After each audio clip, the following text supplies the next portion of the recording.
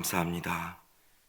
강추위로 몸과 마음이 움츠러드는 이때에 여전히 하나님을 기억하며 예배할 수 있는 자리로 우리를 불러주심에 감사를 드립니다. 기도할 수 없을 때 기도하고 찬양할 수 없을 때 찬양하는 그 믿음이 하나님의 일을 이루시는 줄 믿사오니 하나님, 이 시간 함께 예배하는 우리 모두에게 상황과 조건을 뛰어넘는 하나님을 향한 신뢰를 허락하여 주시옵소서. 또한 기도하며 간구하는 모든 제목들마다 하나님의 선하신 응답을 얻게 하셔서 기도를 통해 이루어지는 하나님 나라에 우리가 동참할 수 있도록 은혜 내려 주시옵소서. 하나님, 오늘도 우리 안에는 하루 사이 연약해진 건강을 두고 하나님의 도우심을 구하는 성도님들이 계십니다. 기침으로 인해 내과에 갔다가 폐의 기흉 소견을 받고 응급실 치료를 시작한 집사님을 기억해 주시고 정확한 진단과 치료가 이루어질 수 있도록 도와주시옵소서. 또한 신장 투석 중 일어난 갑작스러운 컨디션 악화로 떨며 하나님의 만지심을 기다리는 집사님이 계시는데 좋은 병원과 의료진을 만나 필요한 치료가 제때 이루어지게 하시고 모든 상황들이 속히 안정되게 하여 주시옵소서.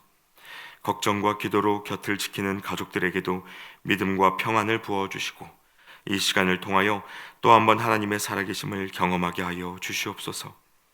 우리를 지으시고 주장하시는 하나님의 손길을 의지하오니 마른 뼈와 같은 우리의 일상이 성령의 충만함을 받아 하나님의 군대로 일어서는 회복이 있게 하여 주시옵소서. 하나님, 이제 계속해서 보고 있는 창세기의 말씀 앞으로 한 걸음 더 나아갑니다.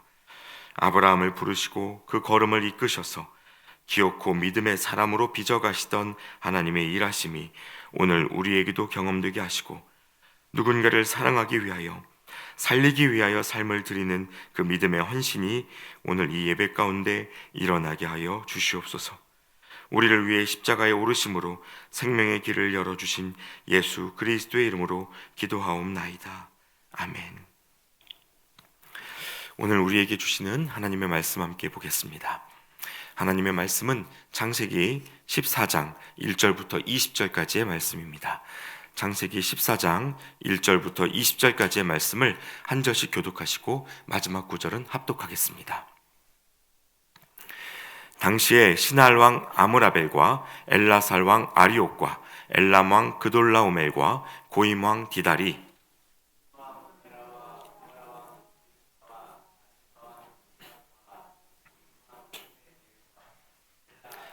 소할 왕과 싸우니라.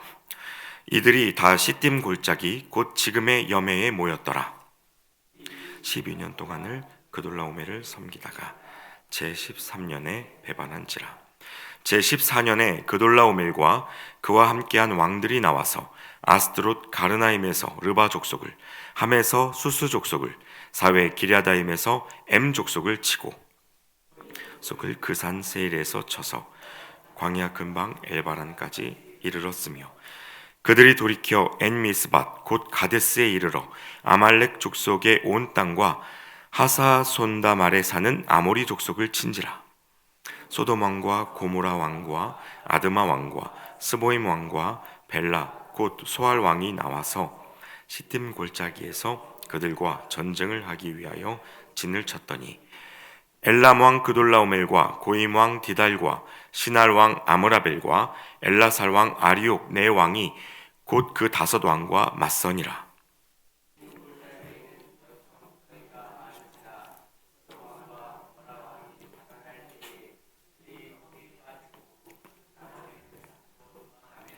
네 왕이 소돔과 고모라의 모든 재물과 양식을 빼앗아가고 소돔에 거주하는 아브람의 조카 롯도 사로잡고 재물까지 노략하여 갔더라. 도망한 자가 와서 히브리 사람 아브람에게 알리니 그때에 아브람이 아모리 족속 마므레의 상수리 숲을 근처에 거주하였더라. 마므레는 에스골의 형제요 또 아넬의 형제라. 이들은 아브람과 동맹한 사람들이더라. 아브람이 그의 조카가 사로잡혔음을 듣고 집에서 길리고 훈련된 자 318명을 거느리고 단까지 쫓아가서 그와 그의 가신들이 나뉘어 밤에 그들을 쳐부수고 다메섹 왼편 호박까지 쫓아가 빼앗겼던 재물과 자기의 조카 롯과 그의 재물과 또 부녀와 친척을 다 찾아왔더라.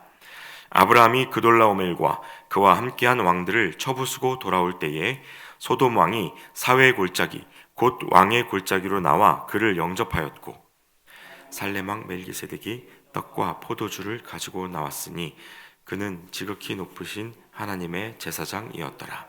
그가 아브라함에게 축복하여 이르되, 천지의 주제이시오 지극히 높으신 하나님이여 아브라함에게 복을 주옵소서.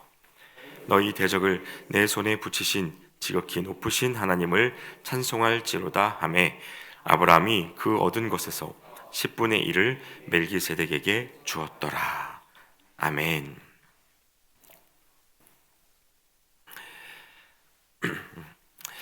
할렐루야. 여러분 잘 오셨습니다. 평안히 주무셨죠? 네, 오늘도 함께 예배할 수 있어서 기쁘고 감사합니다. 이 예배를 통해서 하나님과의 더 깊은 교제가 열리고 또 기쁨과 간증으로 이 하루를 살아내실 수 있기를 소망합니다. 여러분, 인류 역사 속에 전쟁이 없었던 시간이 얼마나 될까요? 역사학자인 윌 듀란트와 또 에리얼 듀란트 부부가 쓴 역사의 교훈이라는 책에 보시면 기원전 1500년경부터 현대까지 3500년의 역사 속에서 인간이 전쟁 없이 살았던 시간은 약 268년으로 전체 시간의 8%에도 미치지 못한다고 합니다. 물론 어디까지를 전쟁으로 볼 것인가 하는 기준에 따라서 산정되는 숫자가 달라질 수 있지만, 아무리 긍정적으로 보더라도 전쟁 없이 온 지구가 평화를 누렸던 시대는 전체 역사의 10%를 넘지 못하는 것이 사실입니다. 그리고 이 연구를 증명이라도 하듯이 지금 우리가 살고 있는 이 시대에도 전쟁은 여전히 계속되고 있습니다. 러시아와 우크라이나 사이의 전쟁도 끝나지를 않았고, 이스라엘과 팔레스타인 가자 지구의 그 무력 충돌도 현재 진행 중입니다. 미국은 그린란드를 갖고자 하는 욕심 때문에 유럽 국가들을 위협하면서 그 나라의 유리한 협상을 따내기 위해 지금도 싸우고 있는 중에 있습니다. 여러분, 이처럼 힘 있는 나라들은 여전히 각자의 세력을 넓히고 더 큰 힘을 갖기 위해 군사력을 사용합니다.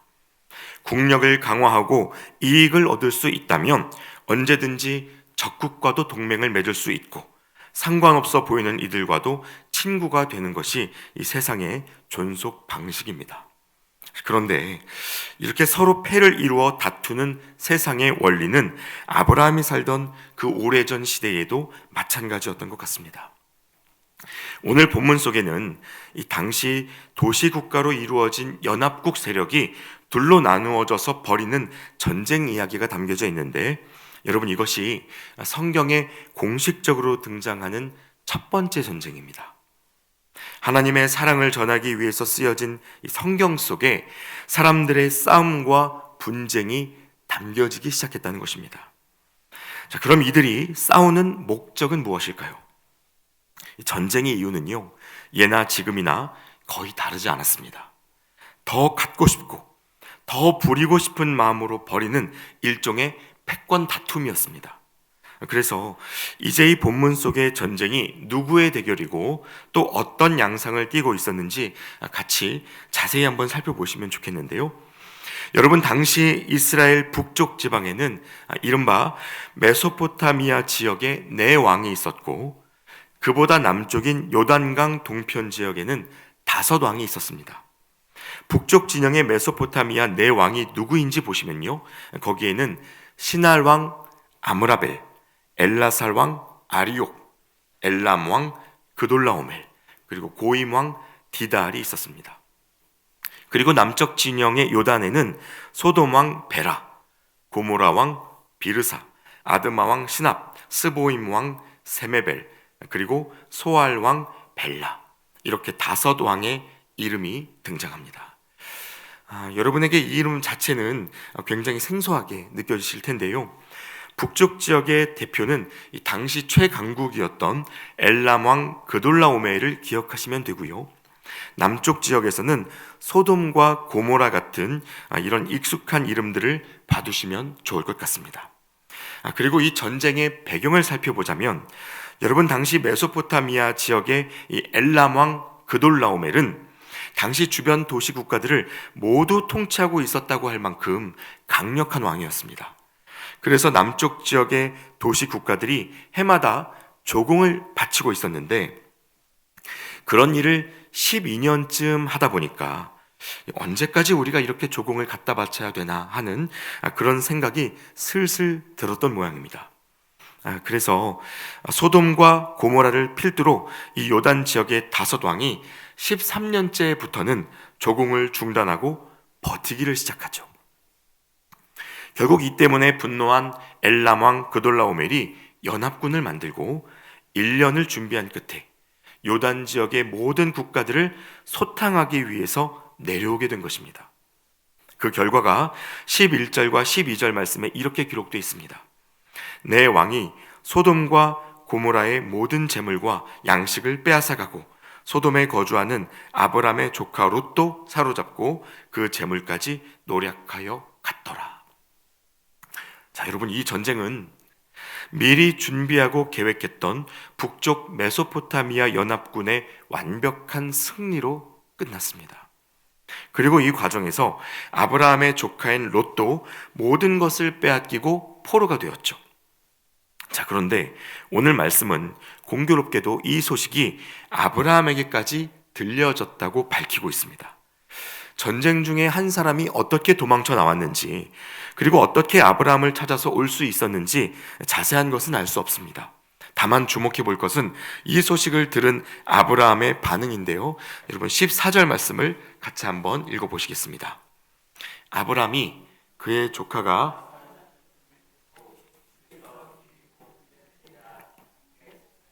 거느리고 단까지 쫓아가서, 자, 아브라함이 요단의 모든 도시가 맥을 추지 못할 만큼 강력했던 그 그돌라오멜 연합군을 상대로 롯을 되찾아오겠다고 사람을 모아서 전쟁터로 출정을 했다는 것입니다.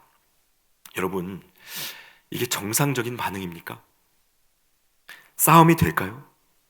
승리를 위해서는 최소한 비등한 숫자의 군사가 있어야 하고, 무기를 준비해야 되고, 또 작전과 전략이 있어야 하겠죠.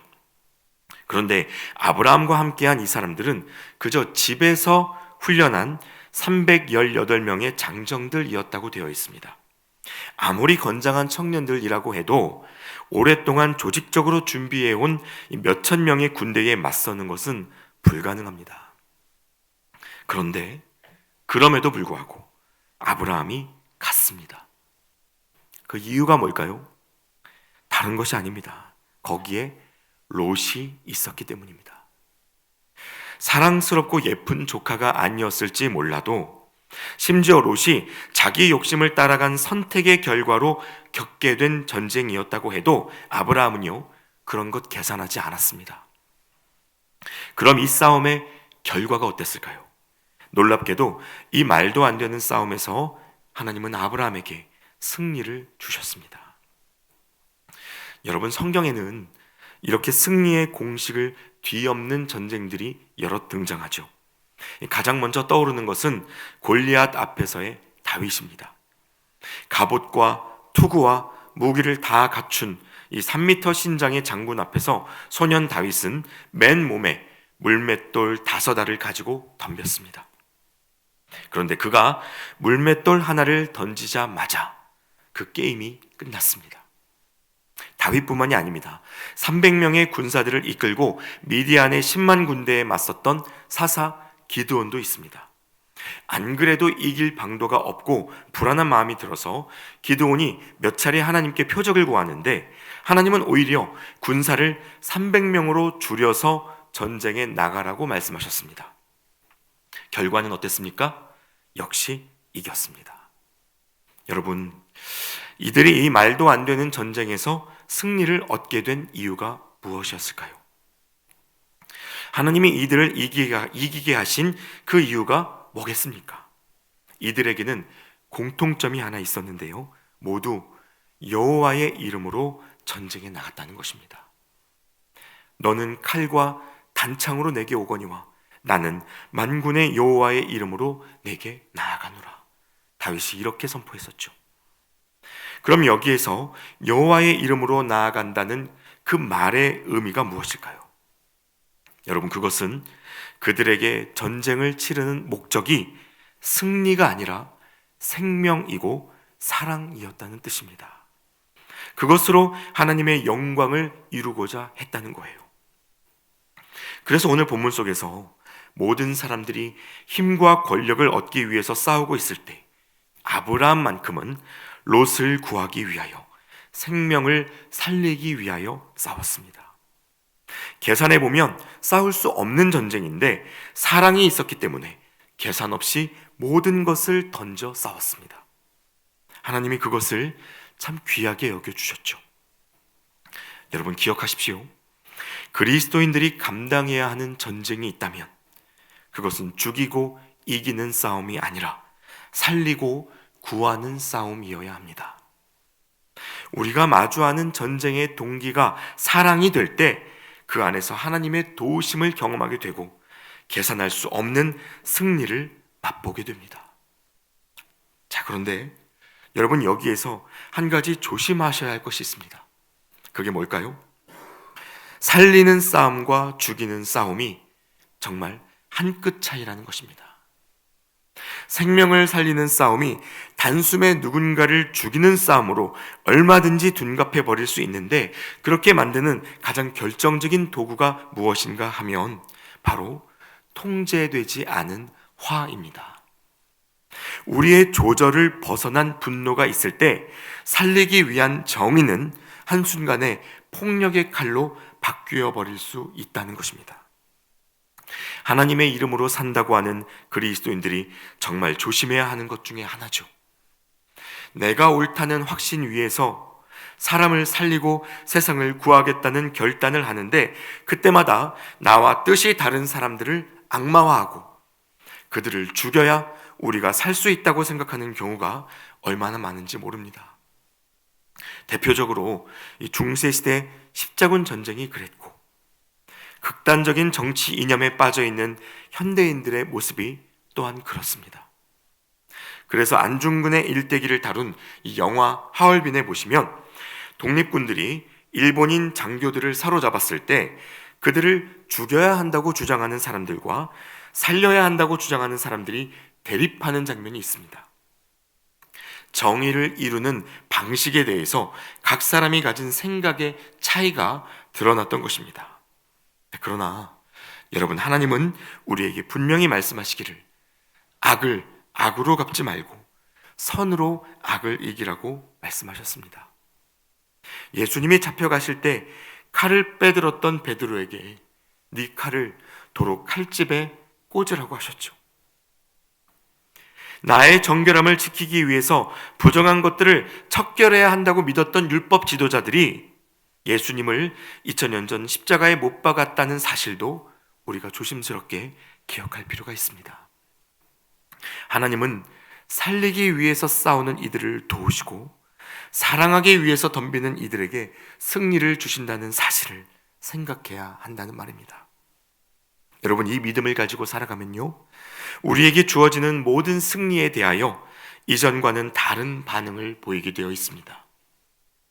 이것이 무엇을 뜻하는지 더 자세히 알 수 있는 말씀이 오늘 본문 후반부에 담겨져 있는데, 아브라함이 메소포타미아 연합군을 무찌르고 나서 돌아오는 길에 마침 그를 맞이하기 위해서 찾아온 두 사람이 있었습니다.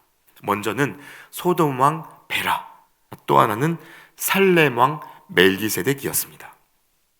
자, 먼저 이 소돔 왕 베라와의 만남을 살펴보면요, 이 사람은 아브라함의 승리와 업적을 추켜 세웁니다. 너의 노력과 수고로 이룬 전쟁이니 사람들만 돌려보내주고 얻어낸 전리품은 모두 네가 직접 가져가라고 권합니다. 그러나 아브라함이 이때 어떻게 합니까? 거절합니다. 실오라기 하나도 받지 않겠다고 말합니다. 소돔 왕 자신이 내가 아브라함을 부자 만들어줬다고 말하지 못하도록, 그래서 그가 하나님의 자리를 대신하지 않도록 아브라함이 선을 그은 것입니다. 반면에 갑자기 나타난 살렘 왕 멜기세덱은 어떻습니까? 그는 하나님을 찬양합니다. 19절과 20절 말씀에 보시면 그가 아브라함에게 축복하여 이르되 천지의 주제이시오 지극히 높으신 하나님이여 아브라함에게 복을 주옵소서. 너희 대적을 네 손에 붙이신 지극히 높으신 하나님을 찬송할지로다. 멜기세덱이 이렇게 말하면서 아브라함이 하나님을 기억하고 인정할 수 있도록 돕습니다. 특히 여러분, 여기에서 멜기세덱이 통치하고 있었던 살렘이라는 도시는 그 이름이 평화라는 뜻을 가지고 있는데, 어떤 학자들은 이 살렘을 예루살렘으로 보기도 합니다. 그리고 신약성경 히브리서에서는 이 멜기세덱을 평화의 왕으로 오신 그리스도의 예표로 그리고 있죠. 아브라함을 찾아온 이 멜기세덱이 그를 하나님께로 이끄는 중보자로서의 역할을 감당하고 있었다는 뜻입니다. 자, 그래서 이때 아브라함이 이 멜기세덱과의 만남을 통해 하나님께 감사의 예물을 드리고 찬양하고 있는 모습을 우리가 확인할 수 있습니다. 여러분, 바로 이것이 아브라함이 무엇 때문에 이 전투에 임했는지를 우리에게 다시 한번 확인시켜 줍니다. 그는 무언가 얻으려고 싸운 것이 아니라 살리기 위해서, 생명을 지키기 위해서 자신을 던진 것뿐이었습니다. 그래서 이 승리에 대하여 내가 이겼다고 말하지 않고 하나님이 하셨습니다 라고 고백하는 그 믿음의 단계에 이른 것입니다. 그래서 여러분, 전쟁 후에 아브라함을 찾아온 이 두 사람의 모습은 오늘날 우리가 마주하게 되는 두 가지의 환대를 보여줍니다. 우리가 이 땅에서 무언가를 이루었을 때, 어떤 일들에서 열매를 얻고 누리게 되었을 때 세상에는 그것을 해석하는 두 가지 관점이 있죠. 하나는 네가 이룬 것이니 네가 누리는 것이 마땅하다라고 말하는 목소리가 있고, 또 하나는 하나님이 하신 일임을 인정하고 그분께 감사와 찬양을 드려라 라고 말하는 목소리가 있습니다. 둘 중 어느 목소리에 귀를 기울이고 반응할지는 우리의 결정에 달려 있습니다. 그러나 여러분, 이 땅에서 그리스도인들이 감당해야 할 싸움은 얻기 위한 싸움, 내 유익을 구하는 싸움이 아닙니다. 얻어내고 쟁취하기 위해 싸우는 사람들의 세상 속에서 사랑하기 위해 싸우고 생명을 위해 희생하는 그리스도인들이 있을 때 이 땅에 하나님 나라의 가치가 드러나기 시작합니다.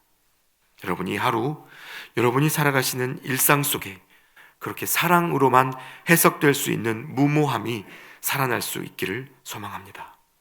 계산하지 않고 나의 유익을 구하지 않는, 그래서 생명이 살아나는 것만으로도 충분하고 감격스러운 그 은혜의 간증들이 우리의 삶 속에 채워질 수 있기를 축복합니다. 하나님이 그런 우리를 통하여 일하시고 하나님의 승리가 무엇인지 온 세상에 드러내 보이실 것입니다. 기도하겠습니다. 하나님, 전쟁과 다툼이 가득한 세상 속에 우리를 두신 하나님의 마음을 생각합니다.